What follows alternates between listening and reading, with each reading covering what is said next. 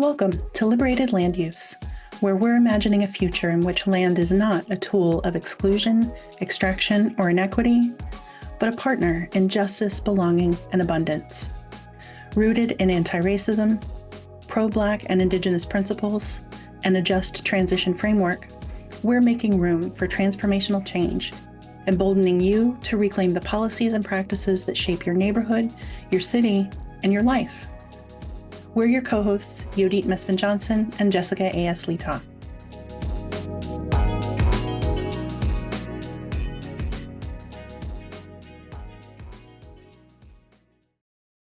Friends, hello, welcome. I'm going to get us going with a few logistics, a little bit of housekeeping, and then we're going to have an interesting conversation today. If you are interested in closed captioning, please take a look. If you're on the Zoom app on your computer, you should see a white button that says CC, Show Captions. You can click that. If you're on your phone app, I'm hoping that it looks and sounds the same way, but take a look for closed captions. Everyone can chat everyone, so feel free to drop any conversation in the chat. We'll both be keeping an eye on things, and at different points, I will be dropping different questions and invitations in the chat. Would love to know a little bit more about you, who's in the room. We'd love for y'all to know a little bit more about each other, because we're hoping that we're having not just a conversation, but we're finding and building community too. So that is, I think, what I've got for housekeeping. My name is Jessica Letaw. Last name rhymes with Seesaw. Most people call me Jess. I am a longtime housing and racial justice organizer, and that means that I, A, do a lot of different projects, and B, invent my job every day. But what I'm interested in is the just or the intersections of justice and place and humanity. I have way more questions than I have answers, and that means that I am joined by my beloved friend and colleague, Yodit Mesfin Johnson, who also has, I think, more questions than answers. And I wonder if you could tell us a little bit about who you are and then just bring us in. Thanks, Jess. Absolutely. Um, my name is Yodit Mesfin Johnson. I also use she, her pronouns. And some of the identities that I'm bringing into the space, I'm a Black mama and auntie, and I am constantly thinking about the children and communities that I belong to. Also, as Jess mentioned about herself, a longtime racial and economic justice organizer. And I presently lead a place-based intermediary that's been supporting communities in Southeast Michigan for over 35 years. And I have, in the last several years, been working on projects around place and the built environment where I'm brought in or asked to facilitate community engagement efforts, whether that was the 121 East Catherine project in Ann Arbor, or more recently, working on Justice Indeed, a project that's mapping racially restrictive covenants. And time again, one of the questions that I'm holding is to what degree is community engagement an insurance policy rather than a necessity in design and planning? So I'm bringing that question to all of you. My roots are in Detroit. I've been in Washtenaw County for longer than I care to admit, but it is home, and I'm raising my beautiful son here and excited to be in community with all of you. If you're looking at the screen now, we just asked if you would, if you haven't already, just drop your name. What lands are you tuning in from? What brought you to the place you live now? And why'd you choose that city, neighborhood, or home? And you can continue to add those into the chat as I bring us into our relationship with the territories we're on. So I have been thinking about working on a redevelopment of the new center in Ann Arbor. And during our landscape scan, uncovered aerial shots of the land, literally, that our building is sitting upon. The Anishinaabe people, which include the Ojibwe, Ottawa, and Potawatomi peoples, stewarded this land and this water. My office and window overlooked the beautiful Huron River. And I am bringing not only a spirit of resolve from my own ancestors of Ethiopia, just as people are from Ireland and Poland, but also our contemporary siblings who have indigenous roots and whose legacies of land stewardship are really a clarion call, I think, to all of us to reignite and to repair our relationships with Mother Earth. So, more than a land acknowledgement, I want to honor and reckon with my role in settler colonialism as a person whose people were kidnapped and trafficked and displaced and brought here, but are here. And I also really, more importantly, want to acknowledge the role that those of us who settled on this land have in a return and a repair for the colonial histories and legacies in Washtenaw County.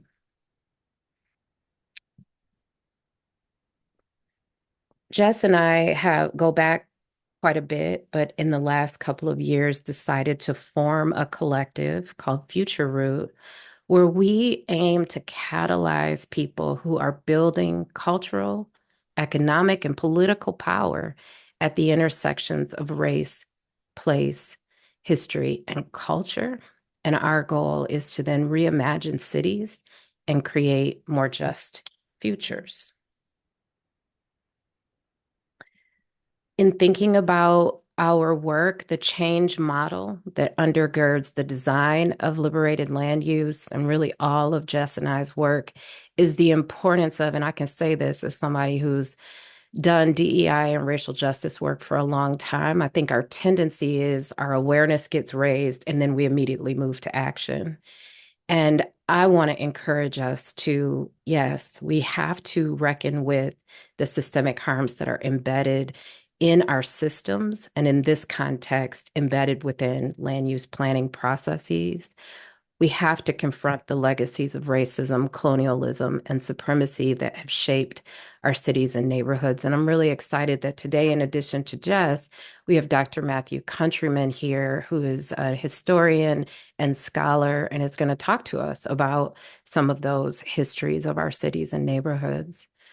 The other piece of our change model is about memory and the importance of drawing from the histories of resilience and innovation and power building, particularly within Black and Indigenous communities. But really, I think Paulo Freire taught us that we can look to those who have been oppressed to help us imagine alternative futures. And Jess and I have definitely been thinking about Black and Indigenous futurisms and designing this program and really looking more to what's possible if we are willing to move away from clinging to these practices and processes that no longer work. But also in my own experience in the entirety of the history of social movement work in this country, when Black folks have gotten free, when Indigenous folks have gotten free, we all have. So we want to draw on those traditions. And finally, in our framework is reimagination and really radical imagination. We know and experience ourselves all of the constraints of bureaucracy, of government systems, of processes, of time, of resources. But we believe that we can radically imagine a land use process that is reparative, that is inclusive, and that is participatory, and that policies that are co-created with communities can evolve from that. And that's a big part of what we want to explore here with all of you, is what can be reimagined and radically reimagined within the process. So thank y'all for being with us. I want to talk just a little bit more about the series itself and how we were imagining it. So we're here, it's February, and we're going to ground ourselves and reckon, if you will, with some of the history, as I mentioned. And then over the course of the next 5 months, y'all, we're going to dive into things like, what is the language we're using? What does community-driven governance and planning look like? How can we become more in right relationship with land? How do we build our own power and also understand and map power in your communities and in your areas?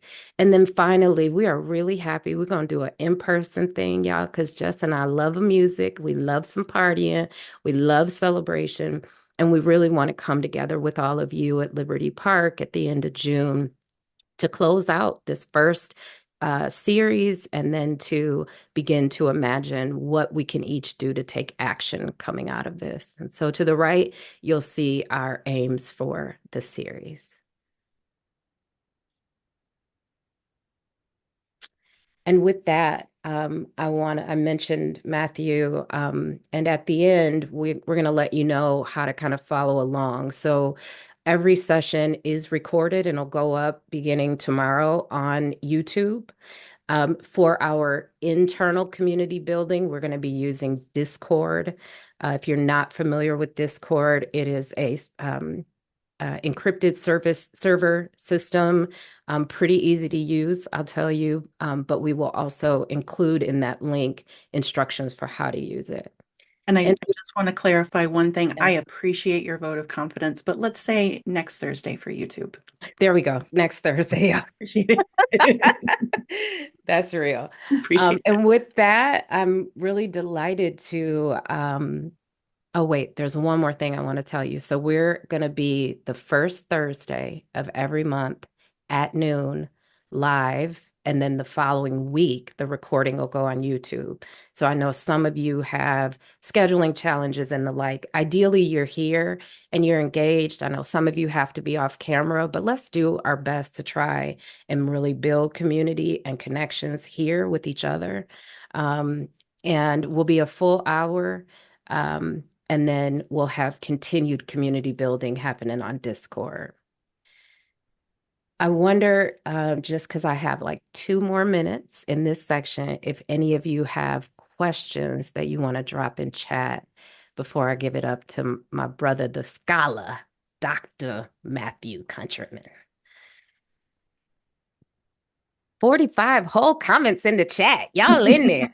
it. Wonderful. I'm going to go through and read all of these a little bit later. And absolutely, if whatever you need for your own accessibility or well-being means you're off camera, we understand that. And to the degree that you can be on camera, we appreciate it. I will be dropping in the Discord and YouTube links at a few different points. So if you miss it and the chat is still scrolling, don't worry, it's going to come multiple times, as well as the follow-up emails. So please be assured you're welcome to just anchor in presence. All of the information will find its way to you. And please let Come us on, know if just you have let's questions. get information. I'm ready to I don't get know if you heard it, but she information. was dancing you into the room. That one and Diva, man, there is nothing that gets my blood pumping like those two songs. I'm gonna tell you what got my blood pumping this week is Miss Beyonce getting that album of the year award for Cowboy. What is it called? Cowboy Coun- Carter. Cowboy Carter. I was gonna say Country Cowboy for Cowboy Carter. Yes, we will. Michael Apple save the chat. Yep. Absolutely. And we'll also be making transcripts of the conversation available as well. Yep. All right, let's get at it, y'all. So glad you're all here. Thank you. And Dochi, come on. Everybody's a little cousin. Oh my gosh. Listen, Lauren. All right, Matthew. Hi. I'm Hey gonna everybody, unpin Jess and I'm gonna pin you so folks can see your face. All right. There you go. how's everybody doing today? It's great to see you all here. Um, hoping everybody can hear me clearly. I've been asked to give a little bit of a historical overview of particularly housing issues in Ann Arbor and in in Washtenaw County, and then in their context in the North in the 20th century. And this is going to be very quick on my part. It's very much an overview, resisting my natural historical tendencies to go on and on and on. And so let me just say that there's lots of things that factor in that I'm not going to talk about today. Happy to engage people in the aftermath on chat, or I'll put my email in the link. Happy to share additional resources. I have a couple to share today. Um, this is a very dynamic area of historical research that we've tried to bring to the study of Ann Arbor and Washtenaw County. Um, and there's tremendous more we're still learning. And some of the other folks on here today who we work with have been very much involved in that, and we're very excited about what we're learning. Um, this work we started in a forum we call the Black Washtenaw Collaboratory, with a commitment to a collaborative approach that connects community activists, community historians, folks particularly involved with or work with the African American Cultural and Historical Museum of Ann Arbor, of Washtenaw County, but we're also working with Yodit and Jess to um, put together two stories, which are often not seen as connected. One is the history of racial segregation in um, in northern communities like Ann Arbor and Ypsilanti, and the other is the story of African American community building, and of how African American communities formed, built institutions, sustained themselves within the context. And we wanted to see those two stories as linked, so that we understood that people make something out of limited options. And yet what they make is vital, dynamic, and shaping of people's lives. And so we wanted to pull those two pieces together. I just saw that Yodit put in the chat the link to one of our websites, the Black Washtenaw Collaboratory, where you'll find some of the work we've done. It's very much a work in progress, but important stories on school, desegregation, on families, founding families of the county, Black communities in the county, many other things on that website, and one we will continue to build as we go forward. Jess, am I going to just sort of wave at you and you'll move us through the next slide, or Anytime you seem to pause meaningfully, I'm going to advance the slide. So use okay. your pauses wisely. Okay. Just this is a very rough slide, and again, this is sort of signals the way in which there's so much more to say here, but I wanted to give you a quick sense of um, the growth of Black communities in the county in the first half century, first part of the 20th century, what we often call the Great Migration, the period in which Black communities began to grow in the North. And here,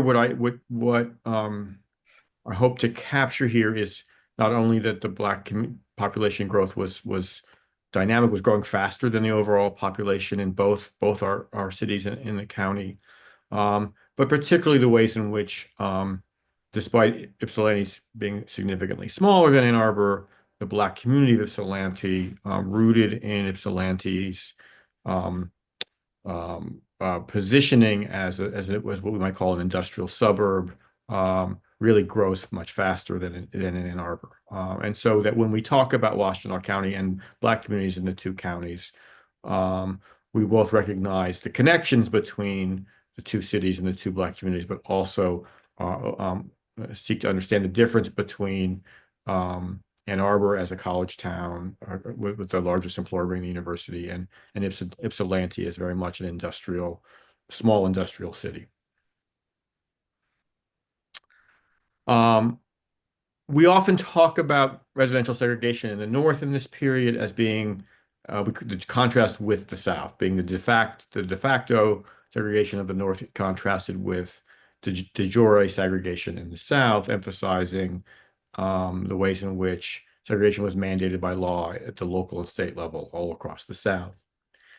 What our most recent research really emphasizes is there's nothing de facto about Northern segregation, that it may not be mandated by local and state law, but it is very much mandated by local public policy, government policy, and the support not only of local governments, but eventually of the federal government for a set of housing policies that are developed within the real estate and mortgage industries, but effectively become government policy through, and this is obviously language that most of you probably heard, the notion of redlining, as well as the work on the racial covenants, which is something we'll talk about in a second. And these are, as I said, policies that are codified both in the courts, racial covenants, beginning with racial covenants in the 1920s, these contracts written into deeds that limit people who can live in certain neighborhoods or in certain housing subdivisions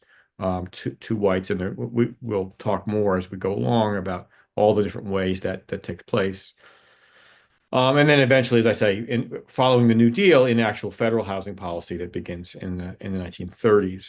One of the things that tells the story, one of the ways in which the story gets told here in Washtenaw County is that we don't actually have evidence of these redlining housing maps in Washtenaw County, and this at times has been seemed to suggest that maybe that redlining wasn't a practice here. Some of this has to do with the way in which federal maps were developed, and in fact, the initial wave of maps that were written were developed in the 1930s. Ann Arbor probably didn't have one, Washington County, because it was too small. But it's pretty clear if we look nationally that pretty much every community has redlining maps in the 1940s as a large function of federal housing policy. And that many of those maps were actually then destroyed in the 1960s following the passage of the Fair Housing Act of 1968. And so our operating presumption at this point is that such a maps did exist in Ann Arbor. We simply have not yet found them, and that they would have shaped how housing operated, how the housing market operated in the city, particularly in the key period beginning in World War II and beyond, when again the Black population grows. The second part of the Great Migration, which is actually a much larger migration than the first part. So we are continuing. I hope we'll find these maps. There's some sense it's maybe in somebody's attic. We're going to turn up one of these maps. But as you'll see, there's a way that we're essentially kind of reverse engineering the mapping and to identify what was a result and that we can presume existed as a result of these policies. Go ahead, Jesse. As I said, the other approach we take is to look at African American community building. And here, this is a story that is, I obviously both well understood, well known, carried generation to generation within Black communities here in the county, but also increasingly people are becoming more and more knowledgeable about this history. What we can say if we look particularly at Ann Arbor, and I use Ann Arbor here as an example, one can tell the same story very much about Ypsilanti, increasingly after 1900, and certainly incredibly well established by World War I, African American households are limited with some minor exceptions, and I'll say a minute about that in a second, to the area that we now consider Carytown and increasingly across the river in Lower Town. These were areas that, again, the one can presume there's good evidence to suggest that they're open not only to African Americans but other working class, poor immigrant communities in that area, in part because of their nearness to the Huron River, which did not have good flooding control at the time, as well as to the Lasker Junkyard, the Petered Sausage Plant, other environmental hazards, to use our language now. These were, in that sense, undesirable areas for more middle-class families and become the center of Black community life. And this photo suggests, particularly of institution building, here, the Bethel AME Church, which you see the photo here. Hey, Matthew, can I Yeah, jump in on that for a sec? sure, please. Um, we're looking at the old Bethel AME Church on 4th Ave, which has since been turned into market rate condos. And I made reference earlier to the indigenous land mounds that we uncovered as part of our redevelopment project at New. One correction, it's Lansky Junkyard, and New was actually a site, one of the sites of the junkyard. But when I mentioned earlier this reckoning, this particular section of town, so, sort of what has been known as Lower Town or the Old West Side, where our building is situated, and that you're talking about is a prime example of this was land no one wanted in this community, a high water table before the dam is in, hard to insure. Black folks make their way here, begin to build community, and this is the memory part that I'm talking about, build power. That junkyard and slaughterhouse that you reference, which was a blight really in the neighborhood and brought, infestations of rodents and all of that, was eventually replaced with what we now know as Wheeler Park. And why that is significant in terms of memory is that we have within the last century an example of a community, again, building power, building some, I'm cautious about saying generational wealth, but at least in the 50s, 60% of this neighborhood I'm in was owned by Black folks. Today, that number is fewer than 8%. So we can see in a really relatively short amount of time how that memory, by the way, this neighborhood has been renamed, a name I shall not repeat because the former residents have asked us not to, but that history has also largely been disappeared, with exception to and credit to folks like the African American Cultural Historical Museum, and others. The city of Ann Arbor itself is beginning to reckon with its role in that disappearance, and the Catherine Street Project is an example of one of the ways in which they're working to atone it. But I think it's really important that we know that there were Black people in Ann Arbor in the 1800s, free Black folks that were buying property and building community despite incredibly racist housing and land use practices. Thanks, Matthew. Thanks, Yodit. Let me just, what I would add to that is that this is where this connection we want to see, right, between exclusion of certain through much of the city through racial covenants, and yet the space to build community in these particular areas in particularly what we now call Carytown, but which was North Central, and then moving to the west side. And one of the things that we are working to do is to recapture that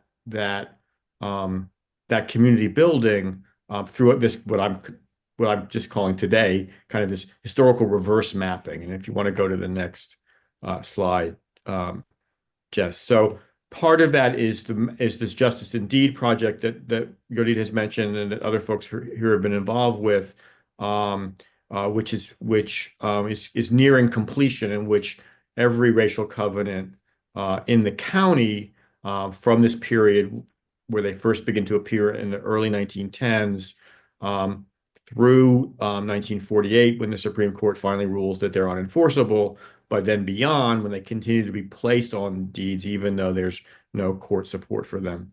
What we're also approaching is now using the 1950 census, which recently became available, what historians call the manuscript census, which means that each household is listed in the census with an address, so we can map, and we're close to doing this for Ann Arbor, and we'll continue to do this for Ypsilanti, map every Black household in the city, and can then capture which ones are were homeowner owned, and which ones are rented, and can also see then two things that I think are particularly interesting. One is there are these few small areas outside of the North Side, West Side complex where there are all these little Black enclaves some of those are tied particularly to the university, and that's a particularly interesting story. The ways in which there is both space constructed that for Black households that are closer access, both for working in service at the university, but probably also in private service to university households. And then many of these are also become rooming houses for the very small number of Black students who attend U of M and are effectively excluded from the university's housing. And we see in some cases, and we have evidence from this from a project called the African American Student Project that the university's been leading, that in fact part of the location has to do with the fact that these Black students are working as waiters in white fraternities as a way to um, um, pay for their education. But right, of course, the notion that in fact the way in which the employment available to Black students is to be in service to white fraternities tells you a lot about the nature um, of racial opportunity and structure in the city of Ann Arbor and at the university. So again, as we expect within the month to be able to provide this map of every Black household in the city, and to be able to then map that onto the covenants, and that I think will show a lot about the nature of segregation in the city. And here I'll close with just an observation. And here I will the two book covers I've shown you. I will make sure that those are available. The citations for them. The first one is about the Ossian Sweet case of racial covenants, where a Black family, a Black doctor, the Sweet family, was attacked by a mob in the 1920s for moving into a racially covenanted house on the east side of Detroit. This book cover is a book on the suburbanization of Detroit called Colored Property. And it's a very dense encyclopedic book, but it really demonstrates that, in fact, for most of the Detroit suburbs, segregation is not a practice. What's a practice is exclusion, or what we come to call sundown towns. And there are, in fact, very few African Americans that have any opportunity to live in most of these communities. Ann Arbor and Ypsilanti therefore become a kind of liberal alternative in which segregation, in which the willingness to tolerate, accept the existence of Black communities, in particular, obviously very limited spaces, is the kind of Northern liberal alternative on race. And that that is they are the exceptions that prove the role of racial exclusion, and suggest the ways in which a community was willing to accept the presence of Blacks, but in very, very limited ways. And that's the terrain in which Black communities had to build and develop over time. I'll stop there. Happy to say much more as we move on. I'm checking in on the chat to see if anybody's got questions for you while you're here. And I am so delighted that you were able to join us today, because I remember the first time that you and I had this conversation, going on 6 or 7 years ago now. You kind of blew my mind with it. I was feeling really frustrated at the time with the difficulty that Ann Arbor in particular, and Washtenaw County in general, seems to have telling its story of racial injustice, in housing and schools. And, to some extent that story is there. And we also sort of hold that tension of there are plenty of folks who live in this community, right, who have their lived experiences, who tell their stories all the time.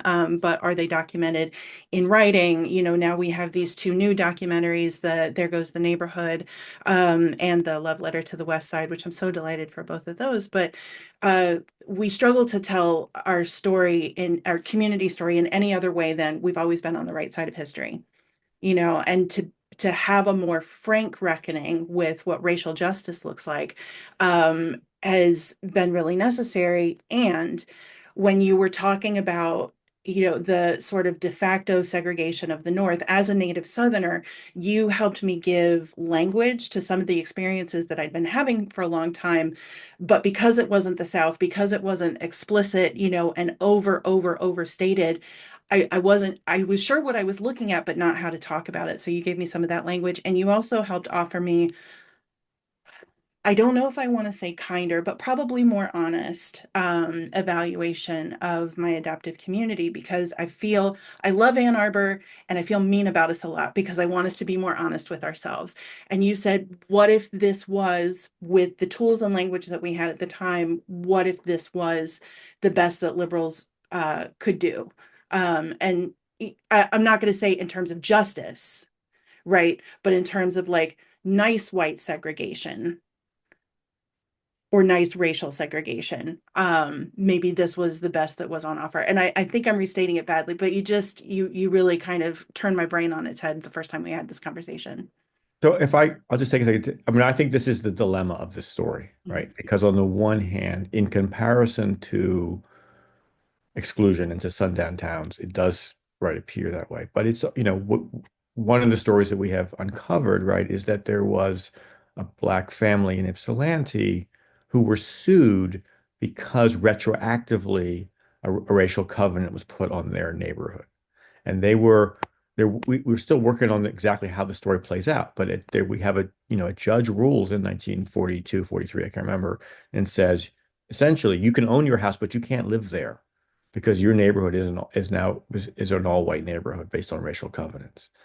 So liberalism provides space for certain kinds of things. I'm not sure we can call it kinder, right? I mean, I think that's the No, thank you. I appreciate that. Mhm. and I think that, it congratulated itself Yeah. for its, but it is, and certainly if you talk about, thanks, Justin. Yes, the Ainsworth Park neighborhood. If you talk about these specific, when we get into the details, and it's not just, it's the fact that there was a black beach on the Huron River, which means there was, other spaces where folks were not welcome, right?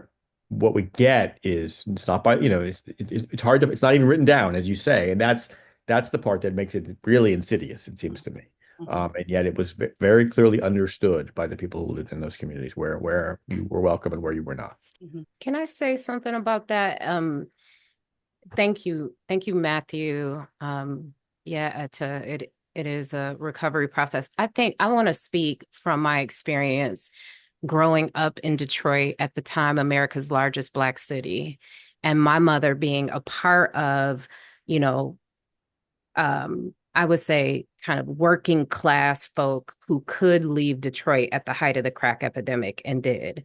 And I can remember specifically her talking about Ann Arbor having better schools and being safer and those sorts of things. And um, while that is true, and in some ways, it actually is not true for Black folks here. So once I got into racial justice work, and specifically, I want to shout out Teresa Gelati, who I think I saw on the call, but was really instrumental when she was at Washtenaw County's Office of Community and Economic Development in helping to put together the Washtenaw Opportunity Index. And I want to name this because for the first time, what we saw was data that substantiated the narrative that we were hearing from Black folks who have been here for centuries, right? And the importance now of being able to take that data, Teresa, and overlay these racially restrictive covenants, overlay these housing patterns for Black students that were here, overlay some of the realities that we see in terms of income segregation. Washtenaw County is the 8th most income segregated county in Metro County in America. And that's by design. It's directly correlated to this. So for me, when I met Matthew and then later connected with Jess, I brought them into this fellowship that people are talking about in the chat, into Champions for Change, mostly because what I find is you can't even get anybody to move on these issues absent the data. So not only do Black and brown folks have to have the experience of racial segregation, but then we got to prove to you that it actually is what we say it is. And so part of this process is not about just rehashing, it is the reckoning, but it's like if we don't confront that and we don't call it what it is, then people get to hold this narrative about this community that's only true for some and not for many others. And I'll just close with saying the fact that, of the 60,000 Black people that live in Washtenaw County, at last count, nearly half of them were living at or below poverty, is not because they don't work hard. it's not because there isn't opportunity. It is a direct result of these histories and patterns of segregation, including that economic segregation. And while we're focused, Jess, I'm gonna turn it over to you, but I know I have some friends here that are not in Washtenaw County. Jess and I worked with the folks at Justice and D and were able to procure a grant from U of M's Inclusive History Project. So we are focused on correlating what's happened in Ann Arbor and the university's complicity. But I feel like, and I don't have to tell y'all this, if you are even adjacently involved in urbanism, that these stories often apply in any city, government, municipality, just a different variation of it. Jess? Yeah. Yeah. And I'm going to come into that. Actually, let me jump ahead to this in a second for a second. So I have been and have called myself a housing organizer for about 10 years. And for myself, I introduced the racial justice aspect of it, which is now, kind of the forefront of how I organize and how I think a couple of years into that, because initially I didn't understand how racial justice needed to be prioritized in order for it to be achieved or even for it to be a part of the process. I say sometimes in talks that I came out to myself as a white woman in my mid-30s. I'm 45 now. I mean it as a joke. It's taken as a joke. It always gets a laugh, but it's also sobering that I didn't reckon with that part of my identity until what I would consider is pretty late in life. Reconciling housing justice with racial justice, especially as a process and not an outcome, is something that to this day, including this moment, I have not really figured out how to do. Housing organizing, and I want to be specific, housing affordability and abundance organizing in particular.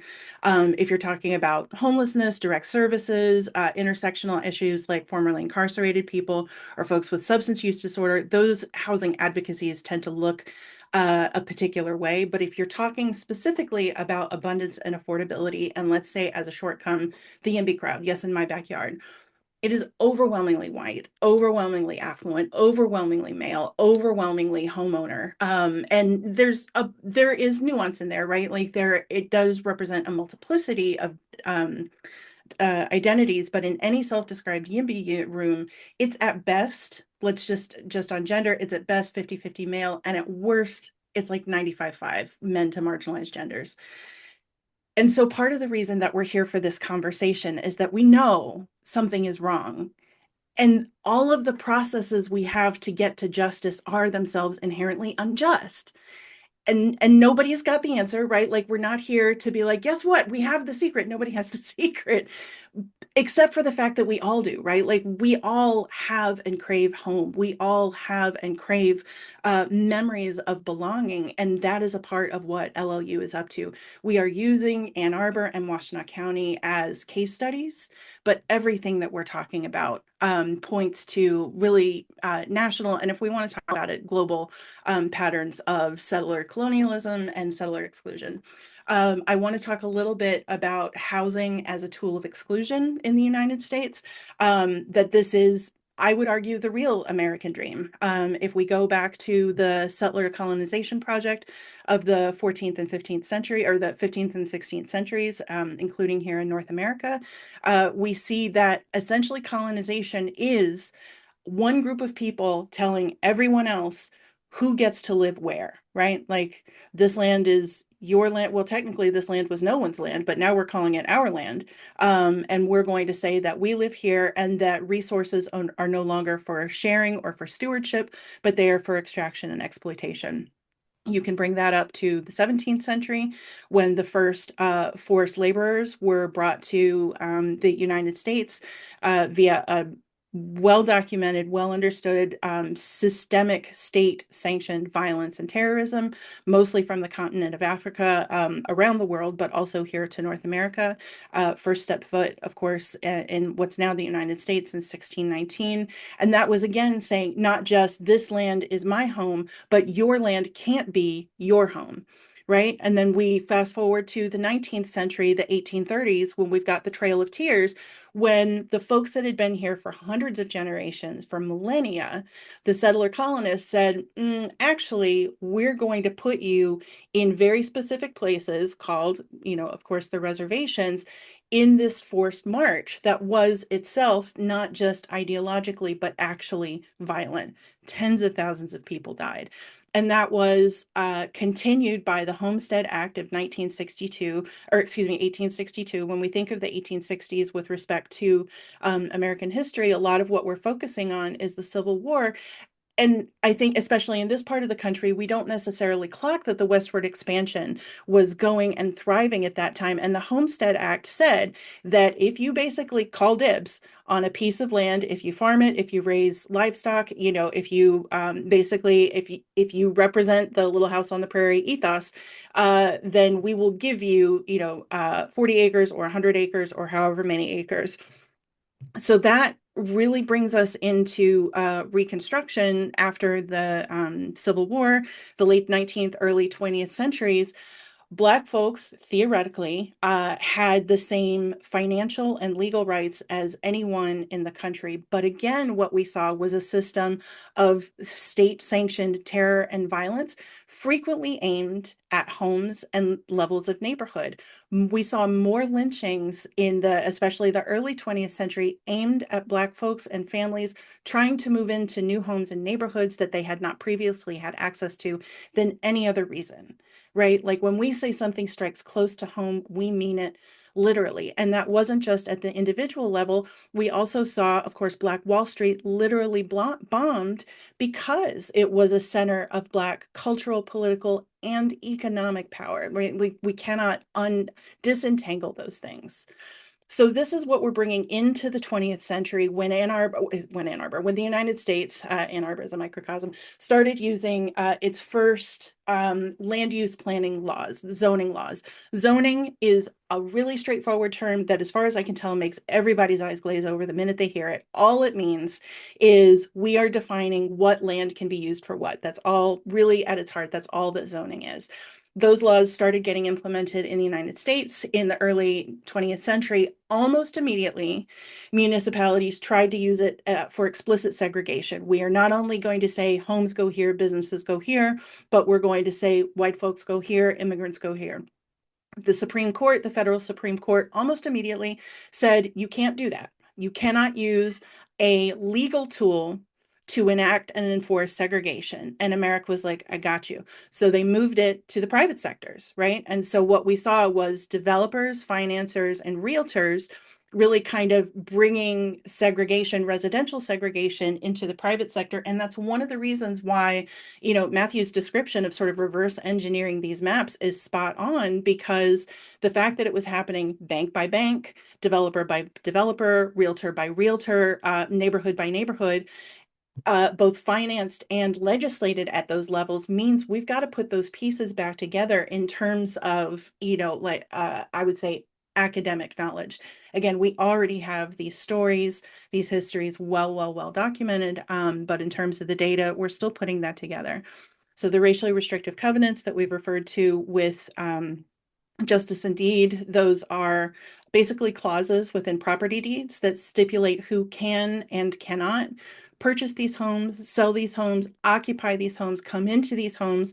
And sometimes there is the extra heinous stipulation, unless they are domestic servants, right? And sometimes it's just an actual full-on exclusion. Folks of given ethnicities, races, sometimes even religions, are 100% barred from entering these homes. We saw federal, civil, and those were unfortunately, while vacated, meaning unenforceable, by the Supreme Court in 1948, they continued to be written well into the 1960s, and as late, I think, in Washtenaw County as 1970, even though the federal fair housing legislation said that they were absolutely illegal in 1968. Okay. I'm just going to take a breath because I know this is a lot. And what we're doing today is basically trying to set the foundation for how we can not just reckon with our unjust histories, but come to these conversations at a level playing field of awareness and context, right? White supremacy exists to assign hierarchy and value, and to disconnect us from ourselves, us from each other, along racialized lines, along gender lines, along class lines, disconnect us as humans from our natural and our ecosystem environments. And so one way of disrupting all of these white supremacist practices is to name that disconnection and refute it. And that's part of what we're up to here. Coming back to the timeline, every now and then I do my self-described, self-assigned job is a housing organizer. My more informal title is I bum everybody out about housing. I am close to being done with that part, and then we're going to move on to a slightly different conversation. So 1968 Fair Housing Act passed. And so immediately what we saw at state and local levels was this upsurgence of historic districts, which essentially codified neighborhoods, whole neighborhoods, and individual buildings in amber, saying, "Oh, well, you can't change it anymore." And it's totally not for race reasons, you guys. We just think our neighborhoods are charming, and we want to hang on to the neighborhood character. We're not going to talk about which characters. We want to hang on to the neighborhood character. And so historic districts, many of which are still in place today. The Detroit, which has 139 square miles, has something along the lines of, I think, 36 historic districts. Ann Arbor, which has over 100 fewer square miles than Detroit, still manages to have 14 or more. So Ann Arbor had staked a very clear claim in the 1970s and 1980s, saying, you know what we want is the status quo. We do not want to budge anything in that. And what do we see in 2015? The Ann Arbor metro area designated as the 8th most income segregated community in the country, right? It is absolutely cause and effect there.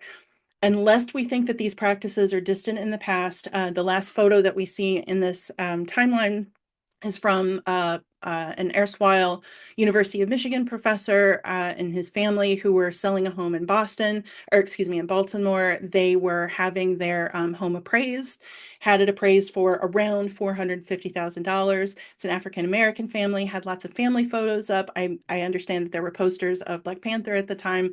They took all of that down, redacted all of their family information, staged it as a white home, and it appraised for almost double.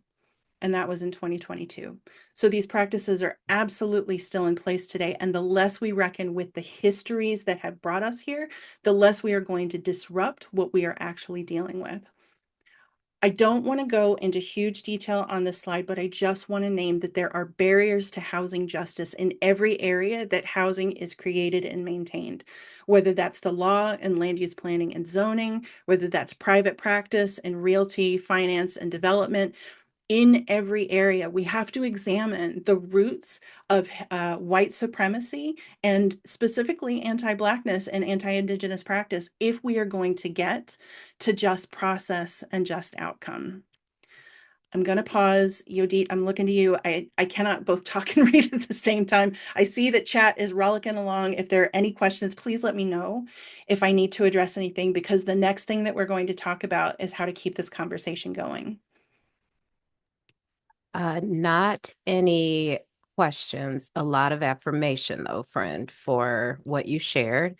I gotta speak out loud what Nirja put, the quote from James Baldwin, that not everything that is faced can be changed, but nothing can be changed until it's faced.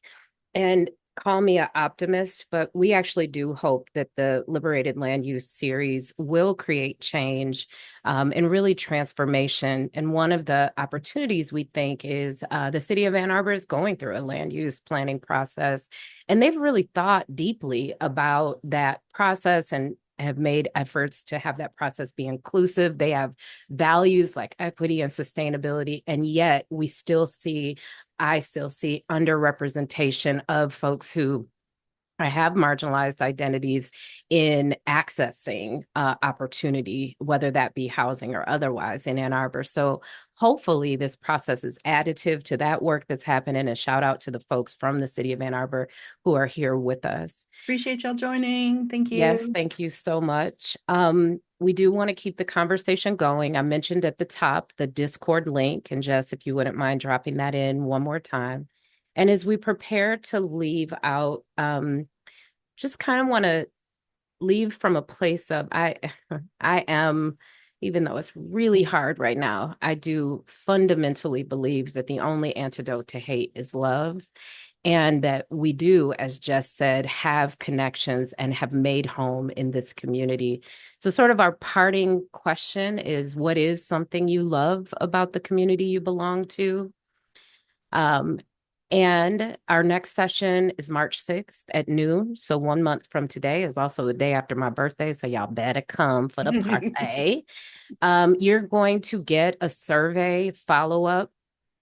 This is the first of this series, but we intend to do it. And as always, if y'all know me, we want a community-driven design process here as well.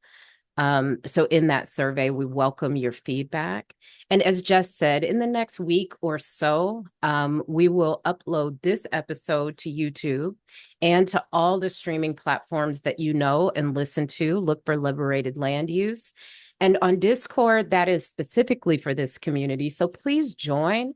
And we will be there to moderate a little bit, but we're mostly hoping that, like you did in the chat, y'all will be connecting with each other. There's just a wealth of experience and history and context and deep regard for our community, even among the nearly 40 of you here today.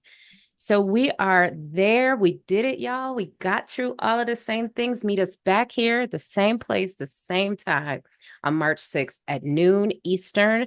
And please spread the word. Please invite folks, share that Zoom link, which will have them register. I'd love to see 100 people here next month. So help us get the word out, y'all.